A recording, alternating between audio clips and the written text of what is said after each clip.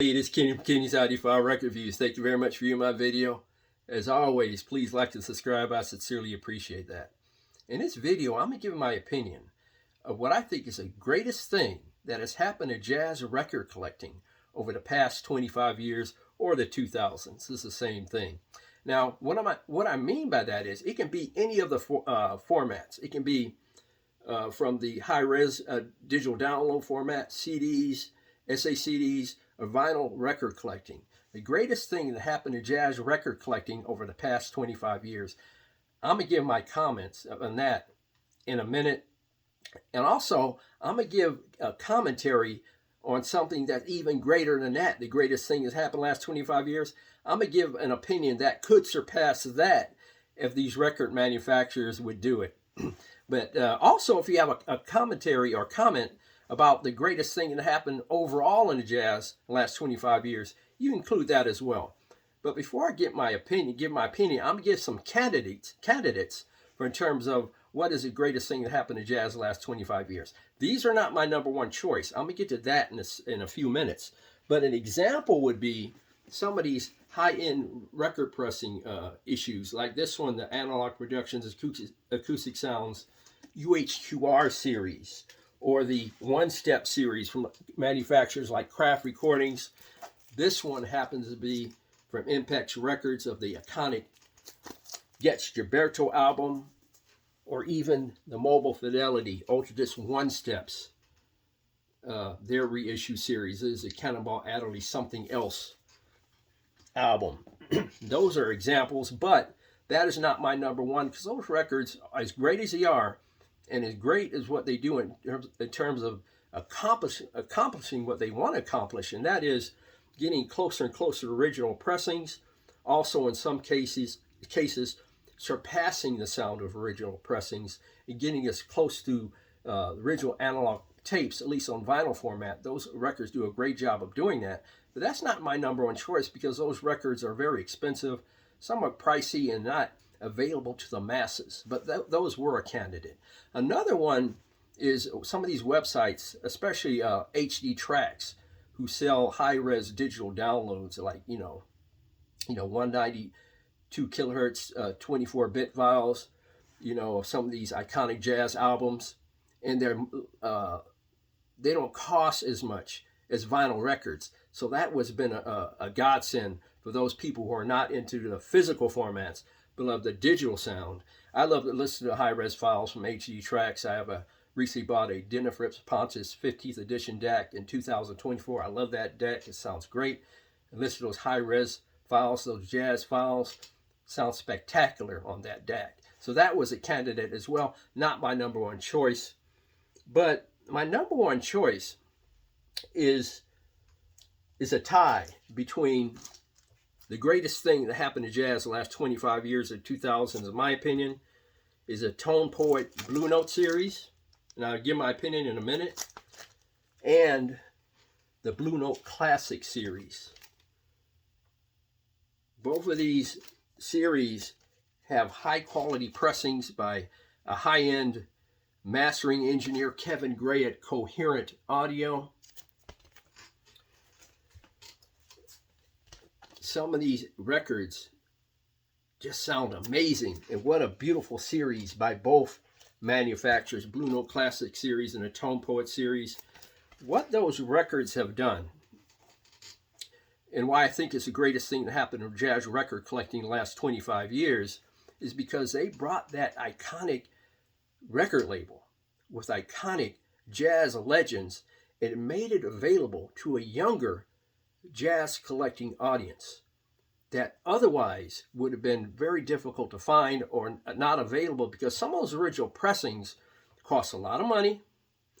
They're rare to find, or they're rare to find in acceptable playing condition, VG plus to mint condition. They're very difficult to find in those particular conditions. And even if you find one in VG plus condition, does not mean it's going to play like a VG plus or mint record. So those are two reasons why. Like I said, some of those original pressings are extremely difficult to find, and when you do find them, they're extremely expensive because they're rare and getting more and more difficult to find.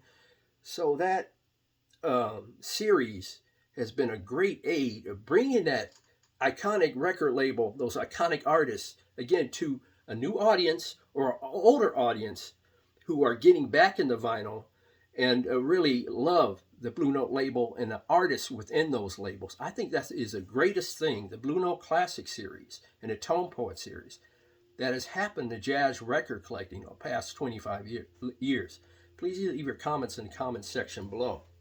But one thing that came very close to that, and I almost surpassed it, since I'm including digital formats, digital listening arenas, is YouTube. Listen to the digital files on YouTube for free, even though you got to listen to commercials. That's a small price to pay. Has been a great aid, a great resource to jazz fans. Those who cannot afford vinyl records, those who may not be able to afford digital downloads or CDs or SACDs. You can listen to jazz, study jazz, and discover new jazz artists on YouTube for free. And I think that has been a spectacular choice, a spectacular aid, a spectacular format to discover, learn, and listen to jazz. Before I even buy records, some of these records I hadn't heard before, I listen to them on YouTube first. That in itself is a great aid.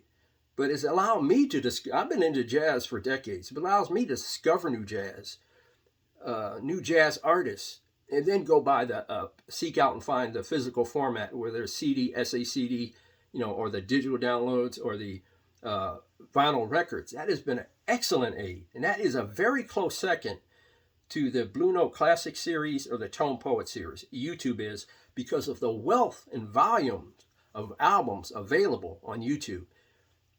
A spectacular choice for people who are learning about jazz, discovering jazz, or old jazz fan.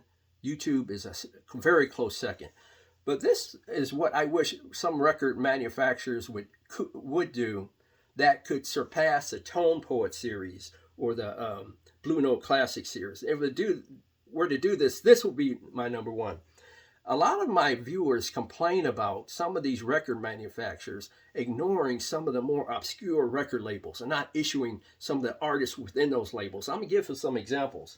One of my viewers mentioned the Flying Dutchman label. And this particular record has Johnny Hodges with Leon Thomas and Oliver Nelson. Great artists.